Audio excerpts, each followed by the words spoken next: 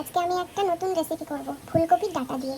বেশিরভাগ লোকই এই ফুলকপির ডাঁটা ফেলে দেয়, কিন্তু আমি এই ফুলকপির ডাঁটা দিয়ে সুন্দর একটা রেসিপি করব। তাহলে চলুন সবাই দেখুন কিভাবে আমি করছি। ফুলকপির ডাঁটাগুলো এইভাবে কেটে নেবেন, তারপরে নুন হলুদ দিয়ে প্রেসার কুকারে দুটো সিটি মেরে নেবেন।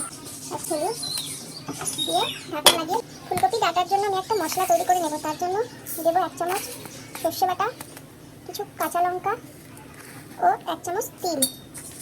তার সময় একটু নুন দিলে সর্ষেটা তেতো হবে। তাই আমি দিয়ে দেবো সর্ষের তেল, লঙ্কা, পাঁচফোড়ন ও রসুন বড়ি ভেঙে নিয়েছি দিয়ে দেবো। সিদ্ধ করা ফুলকপির ডাঁটা দিয়ে দেবো।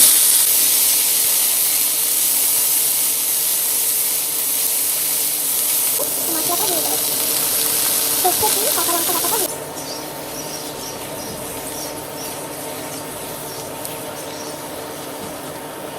একটু গুঁড়ো গুঁড়ো করে নেবো।